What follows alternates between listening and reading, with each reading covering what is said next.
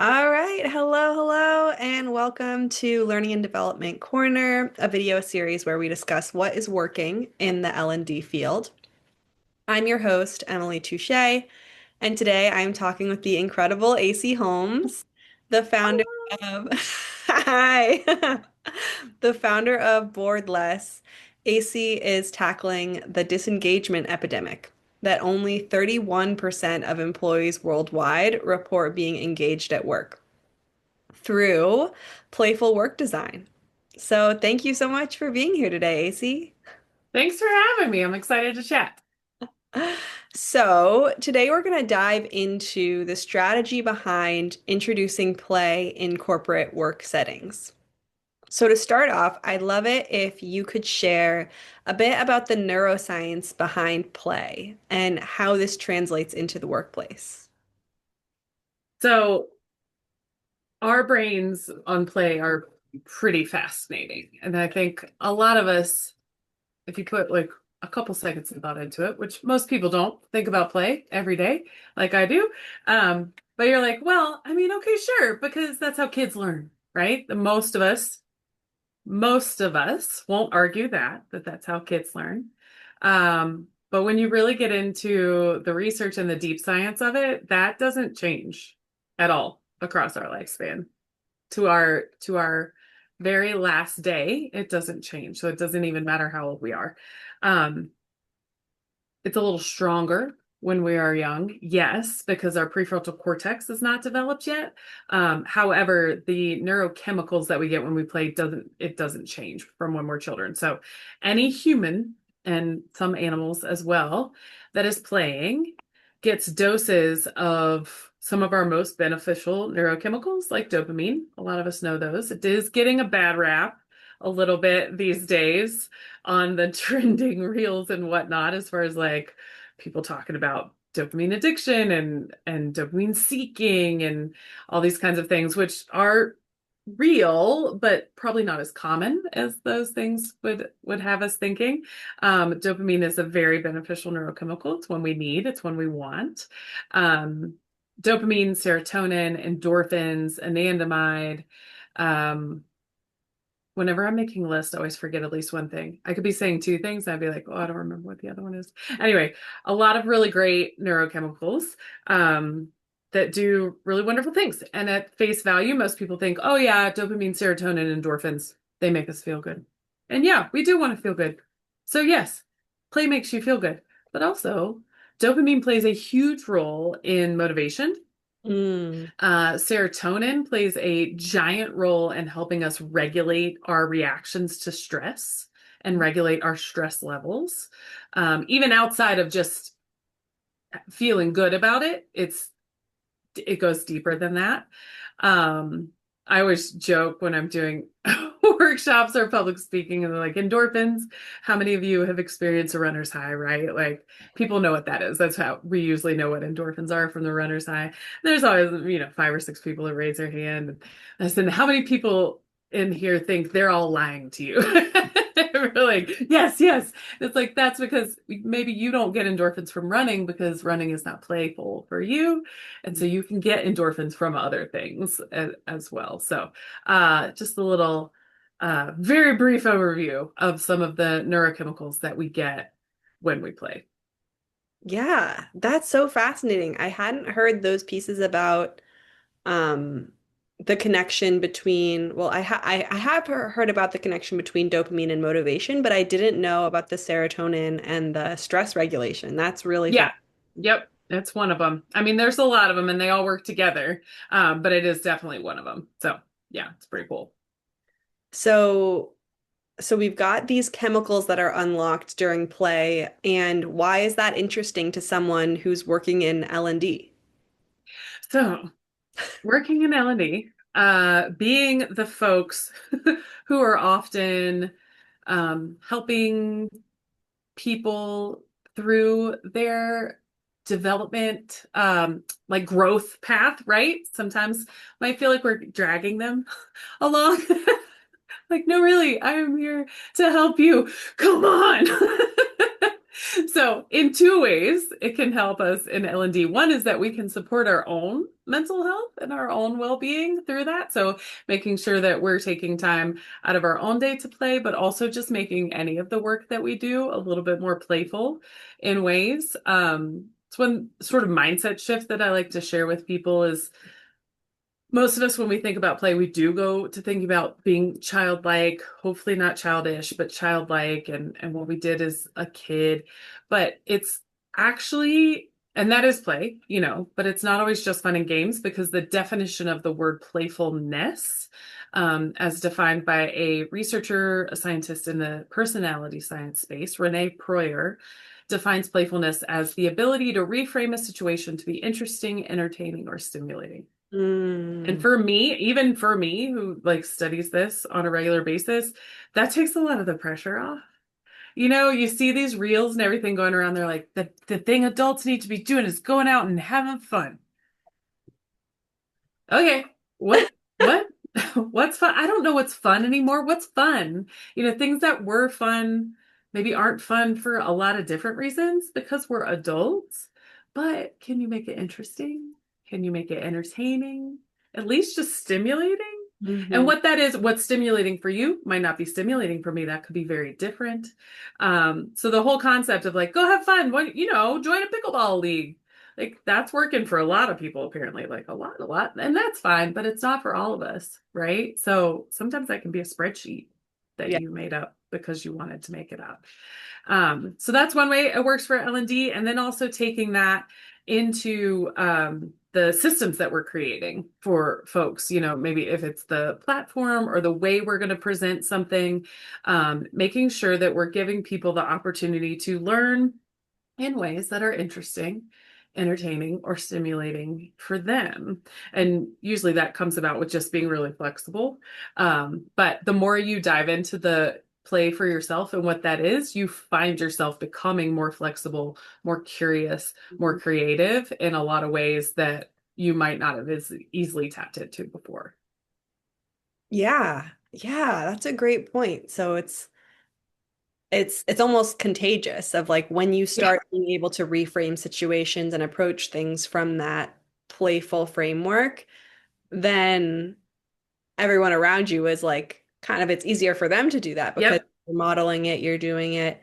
And it reminds me too of like presence, like when you're kind Yep. of in the moment, instead of just being like, oh, I think it's going to go this way, so I'm making it go that way. Like Right. really paying Right. attention to what's actually happening around you. Yep.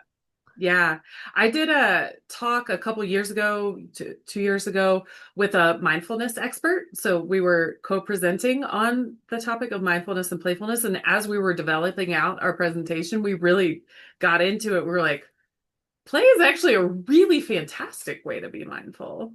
So for folks that are looking for like, I should do that breathing exercise or I should sit and meditate and they feel like they're not being successful for whatever reason, turns out play is actually also a very mindful activity that you can get some of the benefits of mindfulness in when you're playing as well. Yes, yes, I love that. Okay.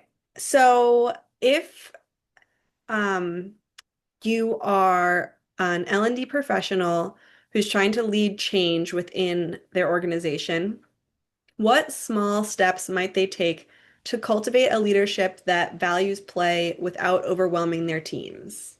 Yes, absolutely. So a lot of times people will hear, okay, we're going to play at work. Oh boy, we're planning an Olympics day, or we're bringing in an improv trainer, or we're, going to the escape room. Um, so I can't even say escape room. Like, it is not my form of play. I have good friends who love them and beg me to go, and no, no, I don't want to. But that's what a lot of leaders think. They think we need to do this thing, and they get good feedback from half the team and tragically silent feedback of how horrible it was from the other half of the team. So, what I love to share with people is that it doesn't have to be that big, giant effort, or, we're not taking a whole day off to go do something. There is benefit in that. You can work up to that. but just understanding that there's ways to take little bitty pieces and put it into everything. So, um, everyday playfulness can look like setting up very simple rituals or traditions with your team. Mm. So it might be there's oh my gosh, oh no, I heard of the greatest example that I hadn't heard before, and it was like last week, and I'm totally flaking on it. But the example I usually use is just, everybody wears purple. I don't know, or if you have a brand color, whatever, a team color on Thursdays. And it not always a purple shirt, right? Like maybe it's a purple sock and it's only one purple sock or something. But then everyone just shares that. And that seems very like, okay, what we're all wearing purple, so what? Um, but the psychology of it is in very, it seems minuscule, but it's still so meaningful. Um, Thread of belonging, right? So over time, that builds, it develops out. So little simple things like that. Maybe the way you sign off of emails to each other internally. Do some more work before you get clients involved in this, maybe. But internally, how do you sign off on your email? So it's a group email and there's a thread. And do you remember the game you play when you were little? I think it was like, I'm going to space and I'm taking Oh, my suitcase. yeah. And then you would have to say something that starts with an E. And Yeah. then whatever you said. So you could do that. So I say best, Yeah. me. So whoever responds next tagline has to end with the T Hmm. before. So it's not really a puzzle. It's not really a game, but it's something that you're all doing together. And especially potentially whatever the emails are about, it's taking us out of the heat of the moment, Hmm. right? We're thinking about something else. We're thinking about something different. That kind of mindset shift in our brains for 2 seconds sometimes can be really powerful. Same with for all those neurochemicals that we get. So little rituals and traditions. That's what I like to get people to start with. And I do also encourage leaders to really ask their team to, if not create them, at least give some input and not just, these are the 5 things we're going to start doing. Like that's always a different conversation as well. So those are some little ones that you can start with Yeah. that I like. Yeah. That's great. Yeah. I love that. Like, it's just something so small, like signing off an email can really open up a world of creativity. Um, Yeah. and it's just reminding me of the 30 Rock quote of like, a Liz Lemon party is mandatory Yep. on everyone. Yep. Yep. Yep. That's awesome.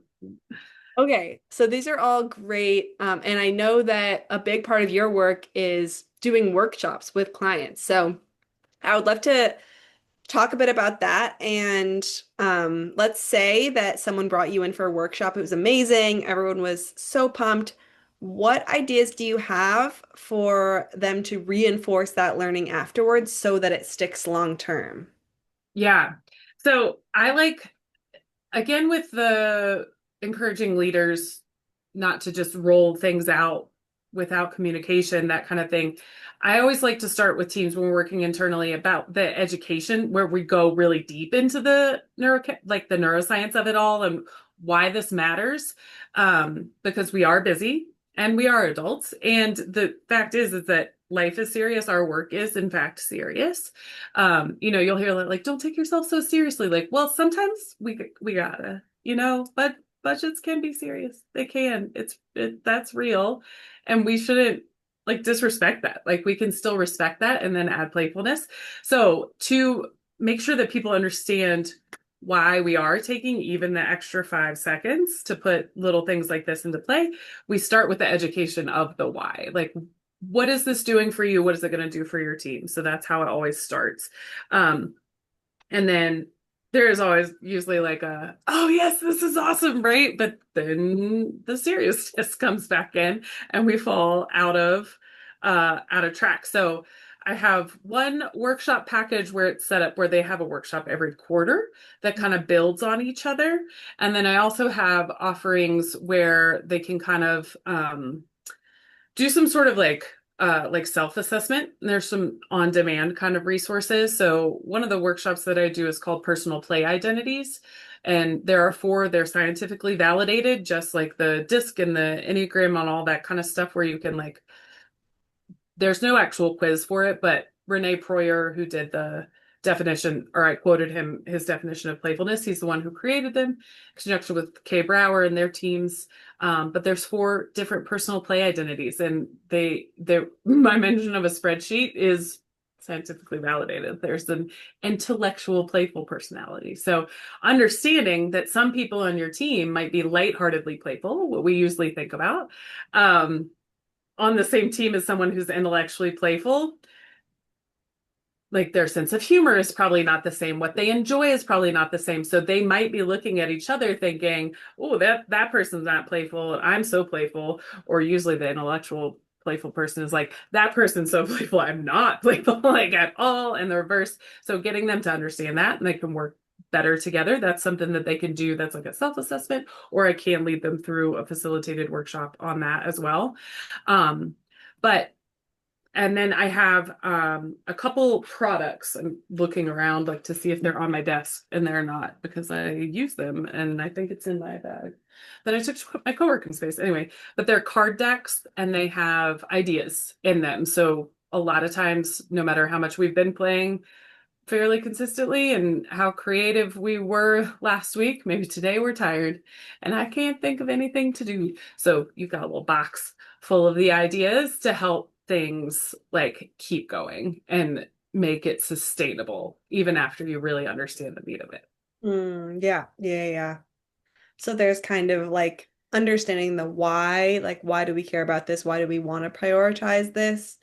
And then just making it um easy and integrating that self-awareness of like Yes, for me, how do I communicate with my team too so that we're able to make sure that we're prioritizing like creative sparks that work for all of us, maybe at different yeah, times, but like it's not just one style of play.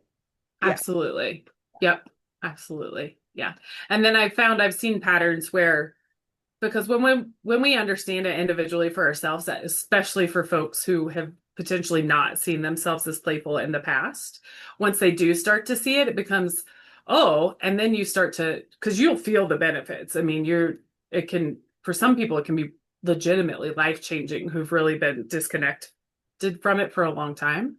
And so folks are more likely to kind of speak up on their own and say like, "Ooh, we were doing real good and we seem to be missing something. Can we come back to that?" So that's been pretty cool. Yeah, that actually brings up, yeah, um one of my favorite research tidbits is that people really overestimate the risk of speaking up and underestimate the long-term benefits. And it sounds like play is a conduit to getting people like speaking up more. That's really cool. Yeah, absolutely. For sure. Yeah. Okay, well, those are all the questions I have for you today. This has been such a great chat. Thank you so much for being here. You can reach out to AC via her website, playfulworkdesign.com, and on LinkedIn. Yeah, so thank you so much for being here and thanks for tuning into this episode. Thanks for chatting. Thank you. All right, bye.